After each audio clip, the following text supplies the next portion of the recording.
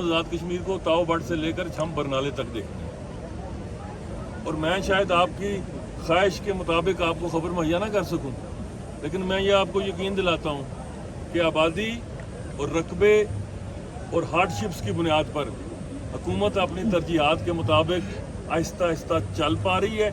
जितने मेरे वसाइल हैं, कम अज़ कम आज पूरा आज़ाद कश्मीर जो है वो ओवरसीयर और वो एसडीओ का किरदार अदा कर रहा है। कैमरेज आपके हाथ में हैं, सड़कें भी लोग चेक करते हैं, और मुझे इस पर कोई एतराज़ भी नहीं है कि अगर लोग अवामी वसाइल के मुताबिक देखना चाहते हैं कि मेरी काम हो तो हो, लेकिन इससे पीछे जाएं तो क्या होता था। मेगा करप्शन स्कैंडल्स, सड़कों में कमीशन, गुजरा के स्कैंडल्स, अल्हम्दुलिल्लाह ये हुकूमत इससे पाक है। अब बात कहाँ आ गई है?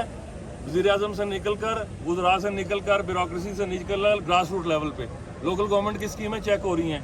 तो ये शऊर बांटने में इस खाकसार के साथ इसकी हुकूमत भी शामिल है। और मैं ये समझता हूँ कि अगर लोग अपने हक की मॉनिटरिंग करना चाहते हैं तो कोई हर्ज की बात नहीं है। दूसरा सवाल सर, डेवलपमेंट बोर्ड जो है वो मिनरल्स को एक्सप्लोर करने के लिए नहीं था। बुनियादी तौर पर उस अदारे का क्या काम था? जो डेवलपमेंट अथॉरिटीज़ का था, जिसने यहाँ बिल्डिंग कोड नाफिज करने थे, जिसने यहाँ डेवलपमेंट के प्रोस्पेक्टिव को देखना था। अनफॉर्चुनेटली जितने भी आपकी डेवलपमेंट अथॉरिटीज़ हैं आज़ाद कश्मीर की, वो सब की सब एक एमडीओ को छोड़ के तकरीबन वो डूब चुकी हैं। और ये पिछले 2 साल में नहीं डूबी हैं। ये सारा जहेज़ मुझे मिला। हाँ, मैंने क्या किया कि जिस अदारे की जवाजियत है उसे कायम रखने के लिए कोशिश की। जो अपनी जवाजियत खो रहे हैं उन्हें क्या गोल्डन शेक हैंड लेके खजाने पर बोझ कम करें। तो नीलम डेवलपमेंट बोर्ड का जहाँ तक मेरे 2 साल का ताल्लुक है, हमने उनकी तनख्वाहें भी अदा की, उनको जो इंफ्रास्ट्रक्चर प्रोवाइड करना था वो भी किया। अभी building code Azad Kashmir assembly ने पास कर दिया है। वो अगर यहाँ पे नाफिज करना है तो उसके लिए जो बेस्ट पॉसिबल ऑप्शन है that is Neelam development board, जिनके पास ये स्ट्रक्चर भी मौजूद है। लेकिन काम करने के लिए और तनख्वाह को हलाल करने के लिए कोई हुकूमती रिट नहीं काम कर सकती। उसके लिए आपके ज़मीर का एहसास होना चाहिए। अगर वो ज़िंदा होता है, ज़िंदा हो रहा है, यूथ मोबिलाइज हो रही है, ये जो जितना इंफ्रास्ट्रक्चर जिसमें मैं खड़ा ये मैच देख रहा हूँ, ये मैं समझता हूँ कि सलाम मुझे पेश करना चाहिए इस इलाके के नौजवानों को कि जिन्होंने ये सारा सिलसिला तरतीब दिया, तमाम तर रुकावटों का कला कमा किया, और आप सबकी हौसला अफजाई के लिए वज़ीर आज़म यहाँ आज मौजूद है।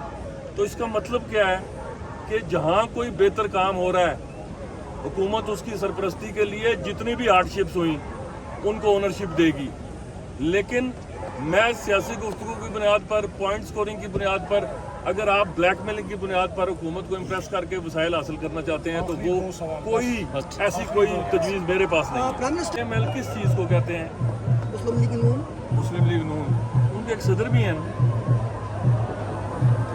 एक बिम्बर से हारा हुआ मुस्तरद आदमी और एक साबिक वज़ीर आज़म। ये PMLN नहीं है।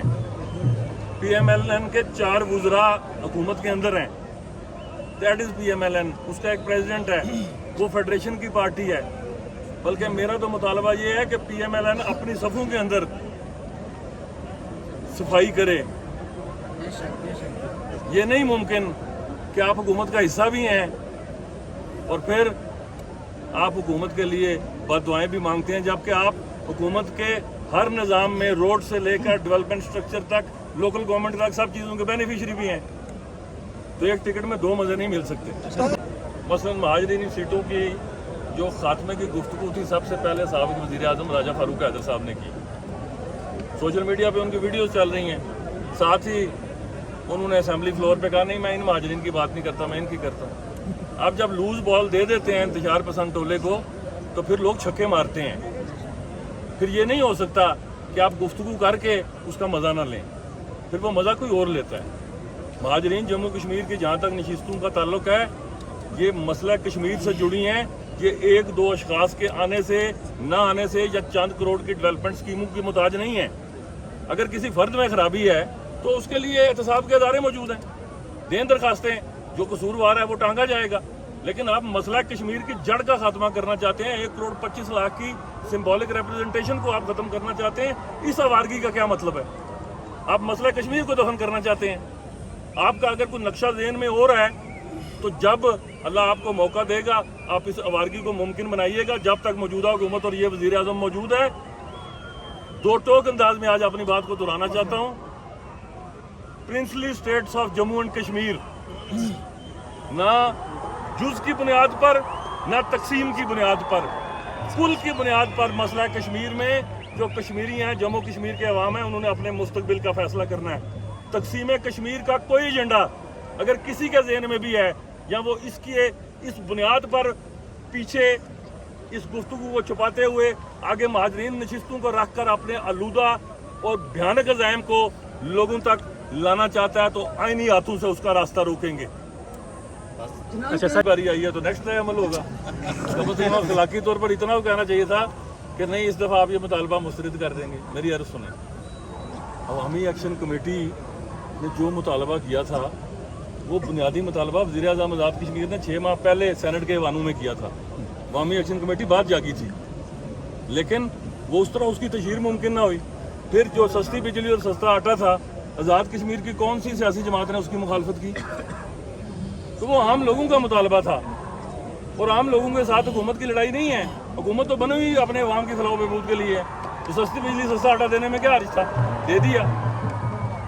جس قانون کی آپ بات کرتے ہیں اس قانون میں جو اتحادی جماعتیں تھیں حکومت کی, انہوں نے جب دیکھا کہ پبلک پلس اس کے اگینسٹ ہے تو انہوں نے کہا اس کو ختم کر دیں. اب آپ کیا چاہتے ہیں کہ آزاد کشمیر کی حکومت بھی مقبوضہ کشمیر کی حکومت کی طرح ایکٹ کرے؟ نہیں, یہاں یہ ممکن نہیں ہے. یہاں ہمیں شہری آزادیوں کو دیکھنا ہے, لیکن یہ جملہ دو طرفہ پڑھا جائے گا. شہری آزادیاں جب ریڈ لائنز کو کراس کریں گی تو پھر حکومت اپنی ریٹ نافذ کرنے پر مجبور ہو جائے گی. اور جو آپ نے تیسرا سوال کیا کہ جی 29 آئے گی, تو بیچ میں مئی بھی آئی تھی, بیچ میں چھوٹی موٹی کئی 29 آتی ہیں. آپ بھی ادھر ہیں اور میں بھی ادھر ہوں. Thank you sir. ہم سب کو اپنے سوالوں کا جواب جب وقت آئے گا مل جائے گا.